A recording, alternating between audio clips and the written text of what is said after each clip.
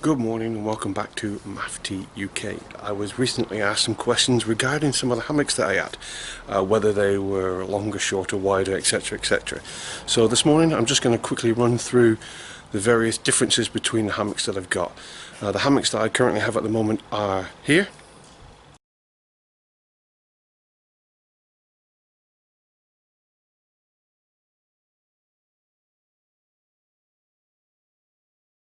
Their weights are as follows.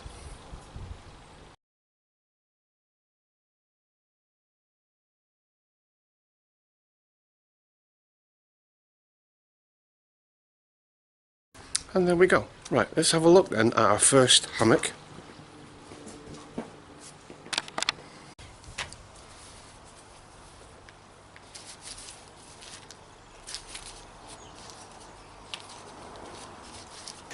You will notice on the Frontline DD that I have not done a gathered end as I've done on the other hammocks that I have, because we don't have the length that way. So we want to maximise the length we have inside the hammock, and we use the existing hole already pre-made to put your suspension system through. So you just loop this continuous loop through the existing hole that's there for it. I've got my drip rings on, and I've got a strap system with a slippery half hitch at the end. Always put a half hitch on the end. It will slip if you don't, guarantee it. So there you go.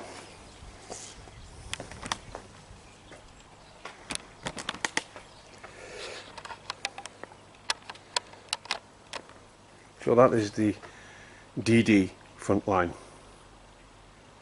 I'm just going to put up on the screen now some statistics for you, so you know how long it is, how wide it is.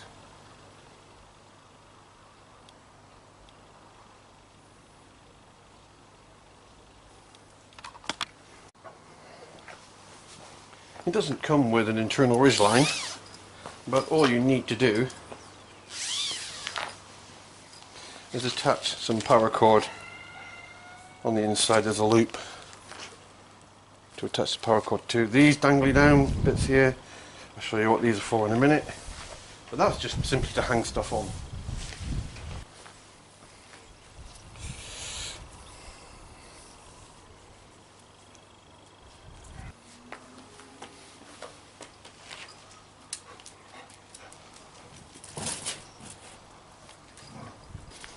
Some guys actually leave these in when they pack their hammock away. At the end of the day, I don't. I always take them out.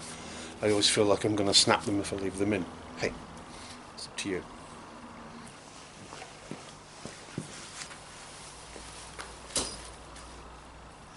Straps. Now I'm all the way down here. Let's get in.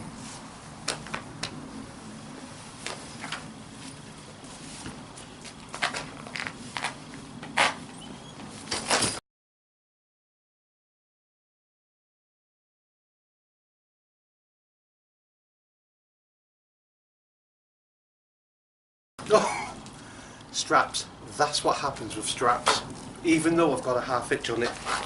That is set up as any hammock would have with that particular system. Yeah, that's just happened. How can that have just happened? On that. Now you can see why I don't like straps. That should not have happened. That should just not have happened, but it did, and even with a slippery half hitching, it still failed. I'm not a strap fan at all. That should not be happening. I'm not that heavy. Am I? Let's get in. Let's try it again. So from the inside, the bug net is pretty much off my face. But you can see I am quite close to the edge there. I am, for me, running out of room. But this is a perfectly adequate hammock. I can get a lay in it. The DD Frontline, a bit small for me, as you can see. Again, the straps, really not happy with them. I don't think I'll ever use straps again. That's the last time. So there you go, that was the DD Frontline. And the specifications you would see, and I'll just show them you again one more time. Here.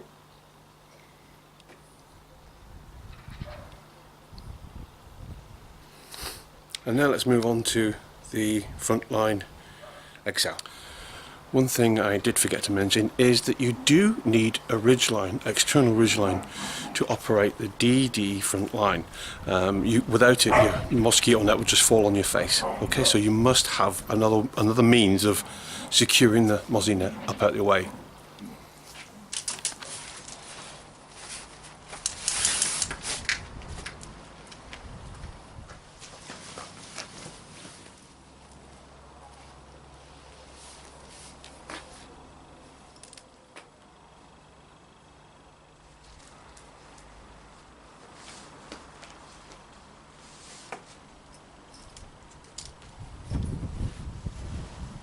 Statistics. How long is it? How wide is it? Well, that information is there.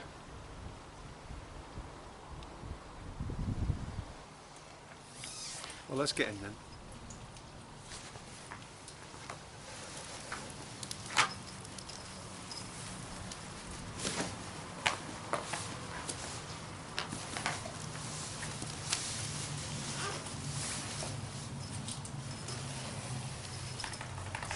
Okay,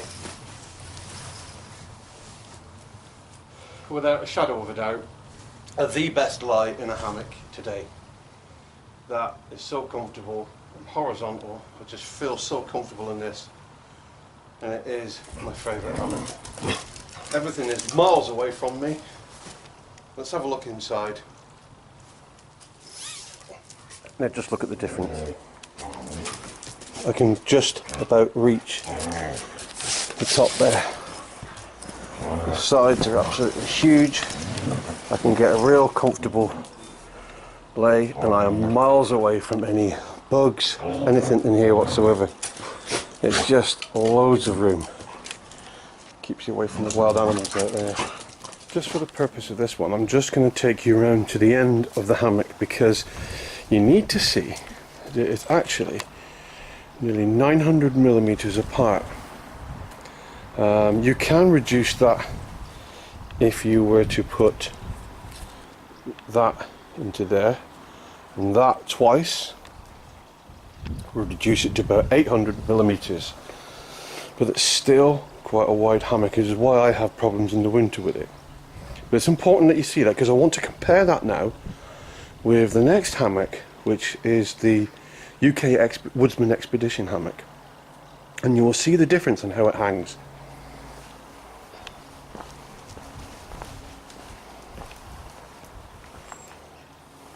I still love that. The suspension system for this, got a carabiner and on tree huggers. I have my marlin spike should I need to use that as well, and my homemade whoopee slings, which in my opinion are the best thing since sliced bread. Now we're going to go for the UK Woodsman Expedition. Right, just having a look at this now, you'll notice there's a white spot on my pack. That's because that's my head end. It's very important to make sure you know where your head's going to go when you set this hammock up, because there's only one way in and out of this hammock when you're using the mosquito net. So it is important to know which way you're going to be facing. You'll also see that I've got my carabiners pointing out the end. That will help me set the hammock up, and that goes a little bit like this.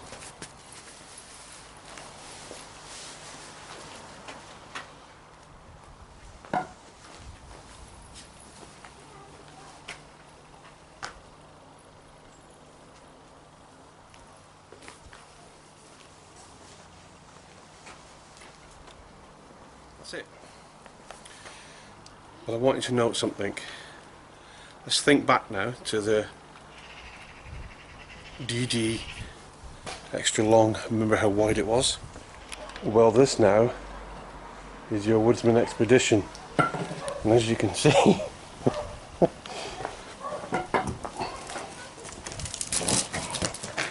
apart from the crazy dog, it just hangs like that. So with this design of hammock, we have our gathered end, which is bundled. Our internal ridgeline, you can see, joins through there. The drip rings and my last defence, as I call it, Not quite happy with that really. I should change that to something a little bit more supple. So there you go, that's that inside the zip. Now, you notice I've got a little bit of a shock cord in there that assists me getting in and out of the hammock. I'll explain that in a bit later. And then we've got our head end again, same setup, gathered end, strip ring. Somewhere down in there is my last defence. There it is. So, the Woodsman Expedition, let's go and have a look inside. A series of stuff sacks to hold your gear into, which is very good. You can put pillows in one of these and use it for your pillow. You have a internal pocket hung high there. It's double layered, and then in there you'll see the foot box that everybody harps on about. Well, you should be able to. So let's get in and let's have a look at this.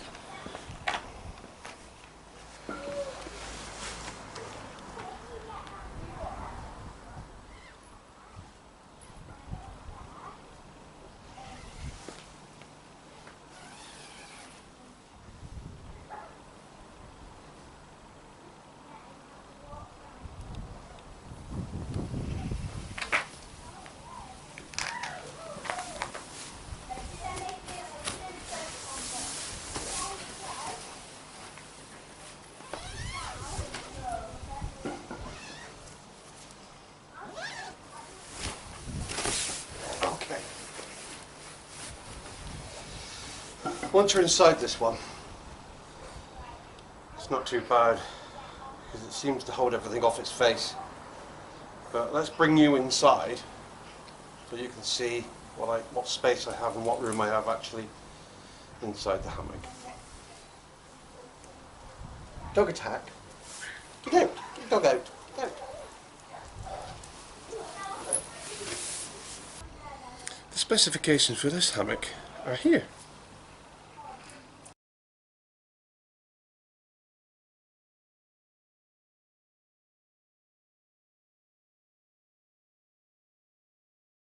Here we go. There's your foot box. That's the cord that creates the foot box and the extra flap of material which gives you your foot box. The only issue that you may have with this is the ridge running down here. And that sometimes can get you really annoyed. But it depends on how you set your hammock up, whether you have that one end high, one end low, one end low, one end high. I don't know. It's just trial and error, which is why you need practice with this one.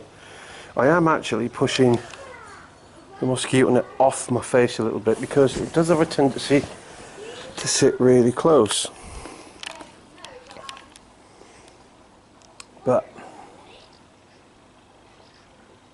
it is a nice lay. Obviously the mosquito net also works as a dog net. Finally, we're going to look at the 10th Wonder Hammock, which is the simplest of the hammocks. I just throw this in a bag because I do.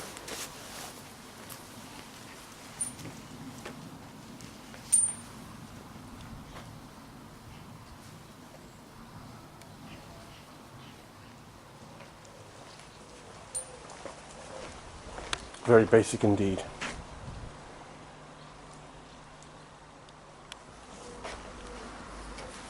Double layer, so you can put a mat in. I'm not sure if anyone's actually showed you that before, but basically you slide your roll mat, sleeping mat in there as opposed to using the underquilt.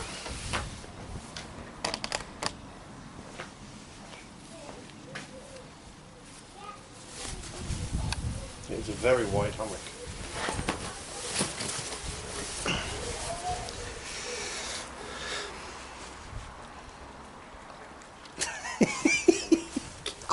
Quite clearly no mosquito net on top of it. You would need to buy a separate one. I think there is one available from 10th Wonder. I'm not sure, however. Plenty of room in this one.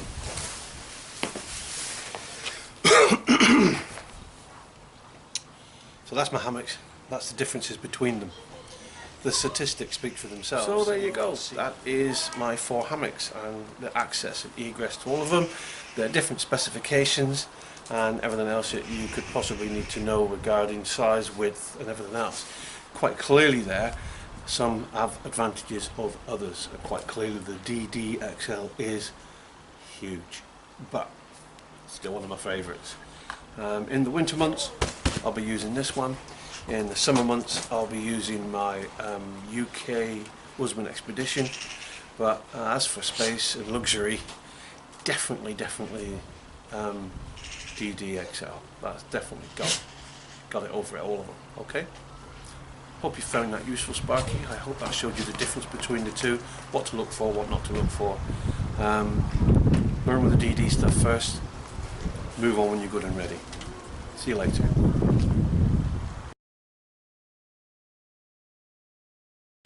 One can only end a video with a woo buddy!